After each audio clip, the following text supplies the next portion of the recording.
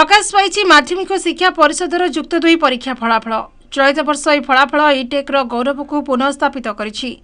शतकड़ा 100% छात्र छात्री प्रथम श्रेणी में उत्तीर्ण होई अनुष्ठान को समग्र राज्य में विज्ञान शिक्षा क्षेत्र में एक नूतन माइलस्तंभ स्थापन करिबारे एक नूतन कीर्तिमान सृष्टि करिछि। चलित वर्ष इटेक आवासिक उच्च माध्यमिक विद्यालय 283 जन छात्र छात्री परीक्षा दे दृष्टि आकर्षणकारी फलाफल प्रदान करिसेंति। छात्र श्रीमान पार्थ सारथी खोलार समुदाय 598 नंबर रखी ओडिशा रे शीर्ष स्थान अधिकार करने सह विद्यालय दीर्घ 17 वर्षर स्वप्न और साधना को चरितार्थ कर पारिछंती।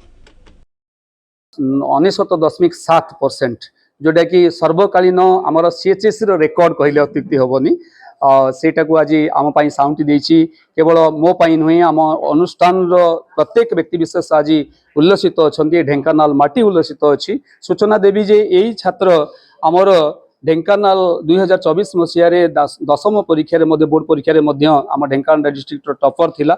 आउ सेतेबेलठु आमर लक्ष्य थिला तार लक्ष्य थिला मुझे कहि थिली जे आमे ढेंकानाल टॉपर होइचे आगामी दिन में जेमती आमे समग्र राज्य रे टॉपर होबा।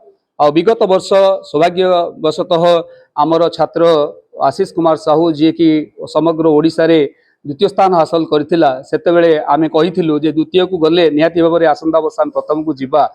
आज मो छुआ माने सेटा मते देई दीचंदी। निहाती भाव में आज ए सफलता पाई मोर होल फैमिली को एंड टोटल इटेक एनवायरनमेंट जे कि गोटे बहुत सपोर्टिव एनवायरनमेंट थिला। मो समस्त टीचर्स माने एंड इंक्लूडिंग मोर जेते सोरले नॉन टीचिंग भाई बापा माने से माने मते बहुत सपोर्ट करथिले। सांग मानकर भी बहुत मोटिवेशन थिला परस्पर प्रति एंड सेटा ही होचे मेन रीजन आज रो दिन पाई।